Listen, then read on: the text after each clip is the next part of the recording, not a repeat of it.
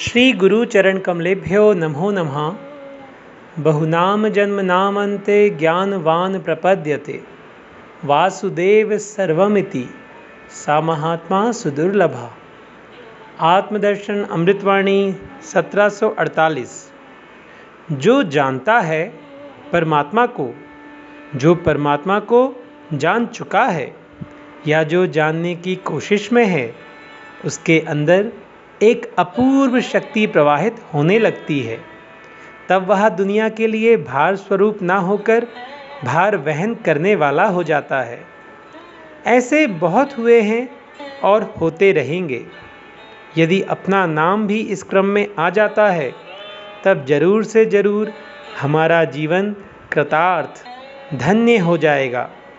वाणी 1748, वाणी 1749।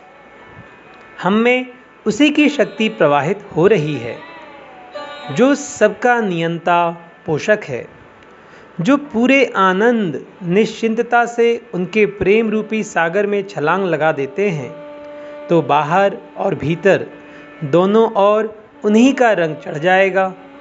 और जो भी हमसे उनसे मिलेगा, मिलने की इच्छा करेगा, वह भी उसी रंग में रंग जाएगा। जैसे जो भी प्रहलाद से मिलता वह भी उसी के रंग में रंगकर नाचने, कूदने, गाने बजाने लगता। फिर वहाँ दुनिया का कोई बस नहीं चलता। वाणी 1750। जब तक परमात्मा से दूरी बनी हुई है तभी तक वे अपने प्रतीत नहीं होते, वरना जो अपने होते हैं वे तो अपने से दूर हो नहीं सकते, सदा ही मन में बसते हैं। हाँ, अपनों को सहज ही भुलाया नहीं जा सकता, पर हम तो औरों की तरह ही परमात्मा को कभी कभार ही उदासीन दृष्टि से परखते हैं। वाणी 1751। जो हमारे भाग्य का लेखा जोखा है उतना वह वैसा मिलेगा ही, पर दूसरों के भाग्य का हमारे भाग्य में नहीं जा सकता। हाँ, दूसरों के तथा अपने भाग्य को एक नई दिशा में मोड़ा जा सकता है। जैसे भगवान को 14 वर्ष का वनवास हुआ तो उन्होंने उसे लोक कल्याण, ऋषि मुनियों के सत्संग, उद्धार कल्याण में व्यतीत कर दिया। अरे, ऋषि मुनि तो जानबूझकर ही वन, नदी, तीर, पहाड़, वन का सहारा लेते हैं। यह सब वे अपने ऊंचे भाग्य का परिणाम मानते हैं। वाणी 1752। एक वे हैं जो थोड़ा सा दुख दर्द होने पर धरती आसमान एक कर देते हैं। ऐसा नहीं होता कि अभी तक मीठा ही मीठा खाया है, अब थोड़ी खट्टा नमकीन खाकर भी देखें। सब भगवान की कृपा रूपी प्रसाद का फल है। नहीं, वे बहुत जल्दी घबरा जाते हैं, अकुला जाते हैं। वाणी 1753। आज तक कोई भी ऐसा व्यक्ति नहीं देखा सुना गया जो सीधे सीधे मार्ग पर चलकर बहुत लंबा रास्ता तय कर गया हो, मंजिल तक पहुंच गया हो। वरन जितने भी महान पुरुष हुए हैं वे बहुत ही अजीब, गरीब तरीके से संघर्ष करते हुए पूर्ण मंजिल तक पहुँचे हैं। हाँ, जो उनका उसूल है उसे तो छोड़ा नहीं जा सकता, चाहे लाख समस्याएं, रुकावटें आएं। वाणी 1754। अपनी समस्याएं अपनी हैं और दूसरों की लाखों करोड़ों की समस्याएं भी अपनी हो जाती हैं। गुरु तेग बहादुर ने कश्मीर के पंडितों को धीरज दिया। वे कहते हैं, यदि मैं मुसलमान बन गया तो सारे हिंदू मुसलमान हो जाएंगे, अर्थात फिर भारत में कोई हिंदू नहीं बचेगा। इस तरह उन्होंने लाखों करोड़ों के लिए अपने धर्म में अड़कर अपने प्राणों की आहुति दे दी। धन्य है ऐसे शूरवीर को जिन्होंने स्वतः ही दूसरों के लिए कुर्बान कर दिया। वाणी 1755। सूर्य को निकले हुए बहुत समय हो गया, तब तो अब संध्या का समय आ गया। हमारे जीवन की शाम भी नज़दीक ही है। क्या हमें अब भी होश नहीं है? जो हाल हमारे पूर्वजों का हुआ, क्या हम ऐसा ही चाहते हैं कि हम भी उसी स्थिति को प्राप्त हों?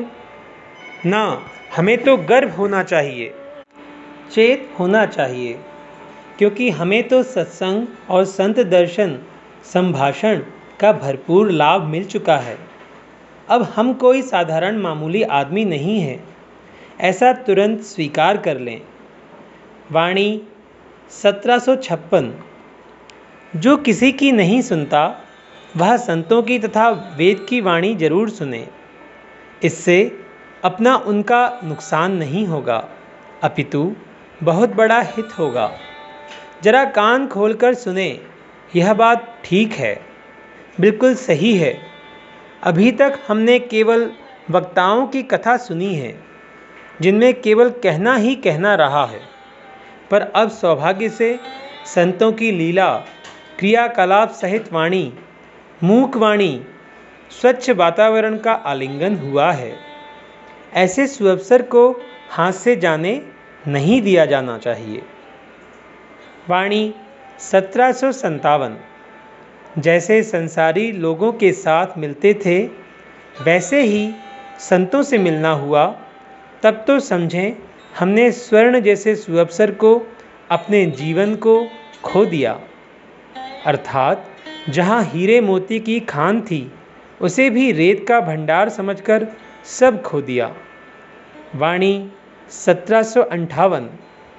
चारों तरफ भटककर यदि सही राह मिलती है, तो उससे जरूर राहत मिल जाती है, वरना सीधे सीधे कुछ भी मिल रहा है तो जरूर कुछ ना कुछ संशय रहता है। हाँ, देखते ही हैं हम, जहाँ 200 की साड़ी कपड़ा हो, कोई उससे भी अच्छा 5 रुपए में हमें देता है, तो क्या हम सहज ही उसकी बात स्वीकार कर लेंगे? यूं ही हम तो पढ़े लिखे हैं, हम फकीरों की बातें सहज में कैसे स्वीकार करें? वाणी 1759। एक पतंगा होता है जो सहज आग में कूदता है और जानते हुए आत्महत्या करता है। वो जहाँ प्रेम है, वहाँ बलिदान होता है, और कहीं अपने से ईश्वर से घृणा है, वहाँ आत्महत्या होती है। बलिदान से बहुतों का हित होता है, जबकि आत्महत्या से स्वतः तथा अनेकों जन्मों को संताप, दुर्गति ही मिलती है। श्री गुरु चरण कमलेभ्यो नमो नमः। सभी को दंडवत प्रणाम।